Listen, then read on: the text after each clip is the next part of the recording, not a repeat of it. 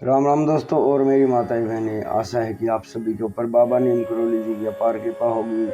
आपके घर परिवार में सभी कुशल मंगल होंगे। आपका स्वागत है बाबा नीम करोली जी की शरण में। आप सभी का स्वागत है मेरी मैया रानी के दरबार में।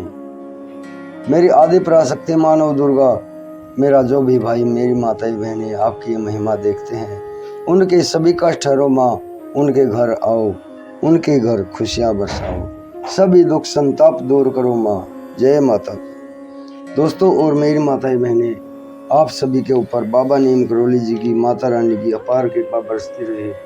चैनल को सब्सक्राइब करने, ताकि बाबा जी की जो कृपा चैनल पर है, माता रानी की कृपा चैनल पर है, वो तुरंत आपके घर परिवार पर बरसने लगेगी। जय माँ, जय बाबा नीम करोली। आज करते हैं सच्चा धर्म, प्रेम और सेवा।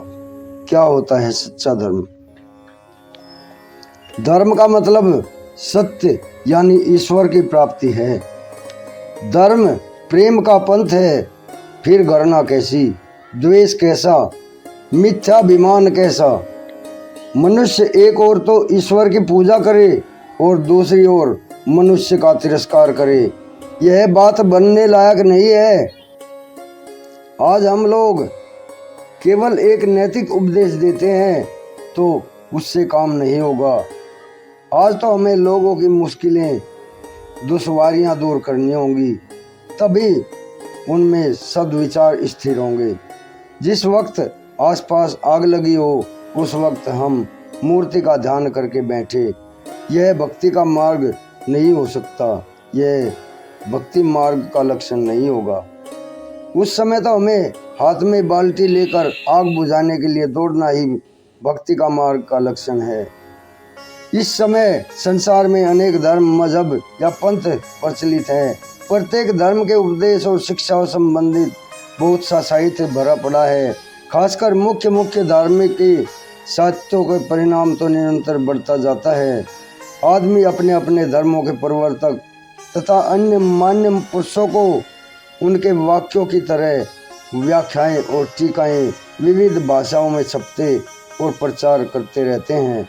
इस प्रकार एक एक धर्म संबंधी इतने ग्रंथ हैं, आदमी जीवन भर में भी उन्हें पढ़ नहीं पाएगा और साधारण आदमी अकेले इसी काम में लगा भी नहीं रह सकता। अस्तु धार्मिक उपदेशों और शिक्षाओं का तथा टीका टिप्पणियों का कोई अंत नहीं है। साधारण मनुष्य को धर्म की बारीकियों और उलझनों में पड़ने की आवश्यकता नहीं है, मुख्य तत्व की बात जान लेनी चाहिए। कबीर जी ने कहा है, पोथी पढ़ी पढ़ी जग मुआ, पोथी पढ़ी पढ़ी जग मुआ, पंडित बयाना कोय, ढाई अक्षर प्रेम के, पढ़े सो पंडित होए। इसी प्रकार तुलसी ने भी कहा है, पर हित सरसी धर्म नहीं भाई, पर पीड़ा सम नहीं अदमाई। इस तरह सरल सीधी भाषा में धर्म का अर्थ प्रेम और परहित साधन या सेवा है। आदमी को इन्हें अमल में लाकर अपना जीवन सार्थक करना चाहिए। सद्व्यवहार ही भगवान की पूजा है।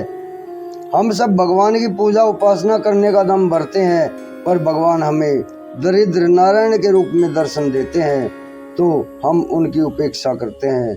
धर्म ग्रंथों में कहा गया है, एक धनवान आदमी के मरने पर भगवान उससे कहता है, ए आदमी, मैं भूखा था तो तूने मुझे खाने को नहीं दिया। आदमी ने पूछा, तूने मुझसे कब खाना मांगा भगवान, कब मैंने तुझे खाना नहीं दिया? भगवान जवाब देता है, मैं मजदूर बन के तेरे पास आया, तूने मुझे मुनासिब मजदूरी नहीं दी, इससे मैं भूखा रहा। फिर भगवान कहता है, ए आदमी, मैं प्यासा था, तूने मुझे पानी नहीं दिया।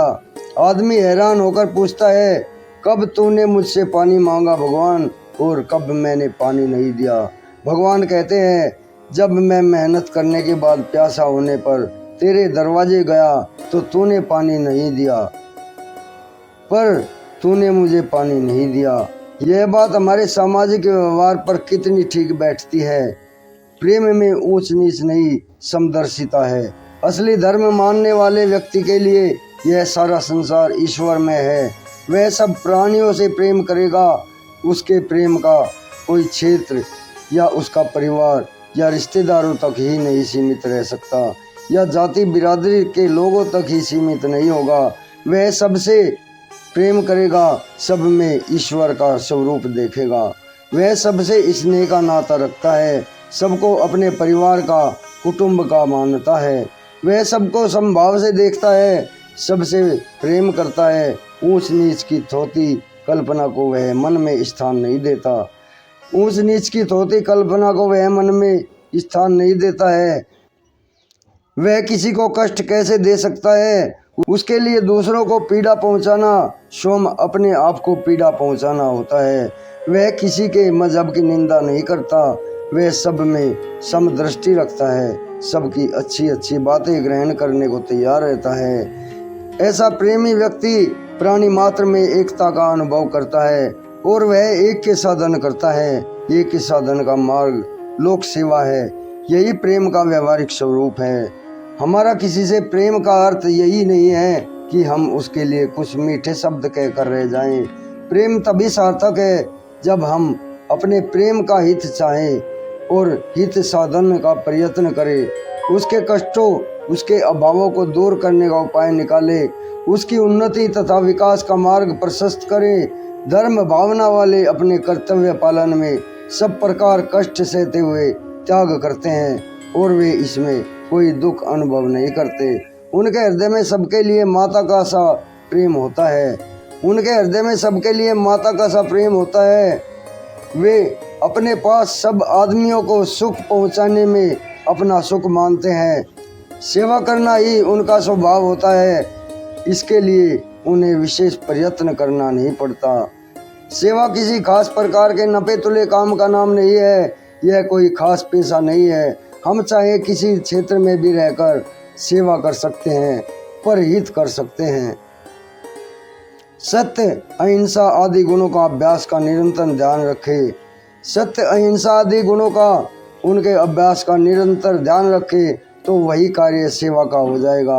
उदाहरण के लिए व्यापारी की बात लीजिए।